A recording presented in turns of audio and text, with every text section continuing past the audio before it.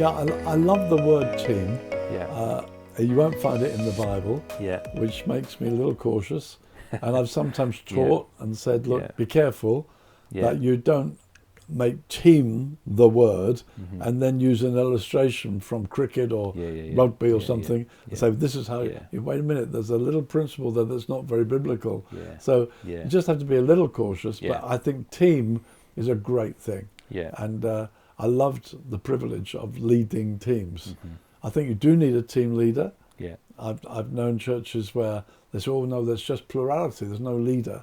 I honestly don't think it works. Okay. I think there needs to be a team leader. And then in the structuring of a team, you're hugely blessed if you've got diverse gifting. Yeah. So in the church at Brighton, we had a full-time evangelist, a guy called Mike Springer. And we'd be talking about the subject, maybe, you have a team meeting like last day or whatever. Yeah. And suddenly, what about the lost? Suddenly there come this voice. It's like, well, you guys talking? Yeah, what about? And it was such a blessing to have in your ranks that diverse gifting where, that burden gets heard. Yeah. And it's not thinking this is our duty. We ought to think about that as well. There's a gifted guy who comes through. So, and some administrative stuff, he would get bored with that anyway. But we want to do a lot of it all together. Yeah. So we hear those different gifts coming through. Yeah. So I think that's valuable. I think another thing about team is openness and vulnerability. Mm-hmm. So I think a team leader who is not vulnerable, who has no needs because he's all able, it doesn't give strength to the team. Mm-hmm. So I would be very open about my need. I couldn't do this without you. Yeah. Oh, well done, that's terrific. It's not like I have to have all the answers because I'm the team leader. And it's only valid if I said it. That is a killer. Yeah. So, that's great. That's a wonderful thing. Let's do that. You can affirm and say, this is so-and-so's idea. Talk about it publicly. This brother came up with this. And so you're really honouring the team.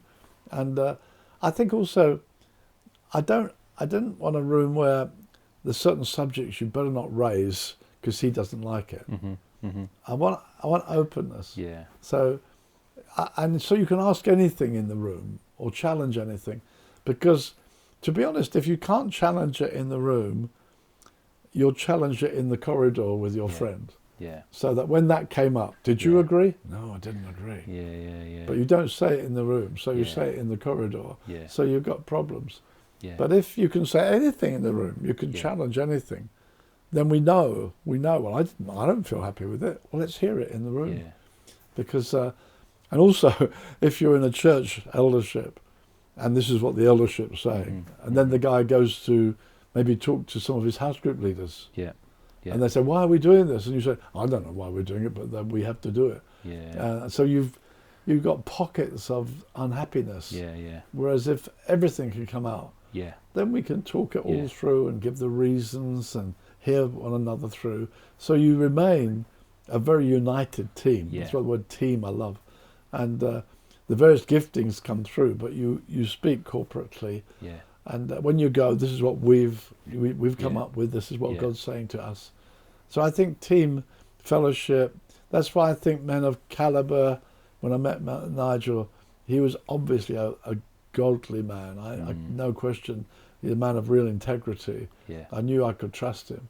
Yeah. I knew I'd never feel he might go off with a different thing. And I always I love the way Paul says, I'm sending Timothy, he's my son, and he's worked with me like a son with the father. Yeah. And I love that. And I was doing a study on that once, and I was writing it down, and I suddenly thought, oh wow, that's what God could say. I'm sending my son. And if Jesus wasn't doing the Father's will, the whole thing breaks down. Yeah.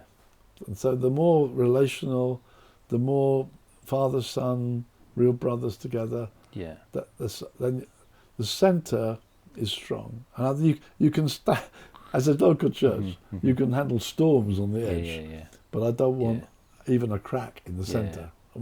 unity of heart. Yes. We're all in this thing together. We'll handle the storms. Yeah. But I don't want a storm in this room. I want us to be ever so open together. Yeah. I love that. And people talk about different team rhythms and stuff. I mean, your example and your style of leadership would have affected the teams that you led. Were there any? What did you guys do as a team together? Were there some regular times of prayer, planning, retreats? How did you structure that to make that work?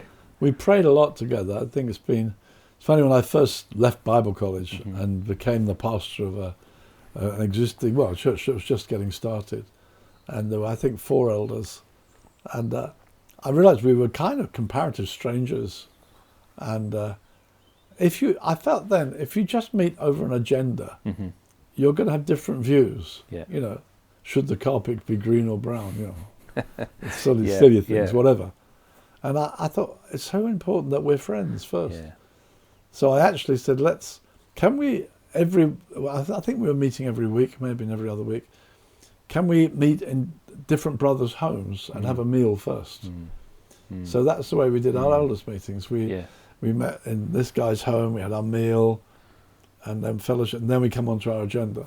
And then you're home then. We went round. And I think you're already having fun, laughing, chatting about all sorts of subjects. Yeah. And then come with the agenda. Yeah. Now, we may have differences, or should we do this or that? Yeah. But relationship had begun to grow over the meal, in different people's homes, saying hi to his wife, a different atmosphere. Yeah. And so for us, it helped us to get to know one another. And then I think in the church and in the groups, prayer's been a big emphasis for us. And I think when you hear your brother pray, you hear his heart, unless we're professional prayers, which I hate. You pray from the heart, you hear your brother's longings. And I think you get closer in prayer together than any other way. Yeah. So we've done a lot of praying together. Yeah.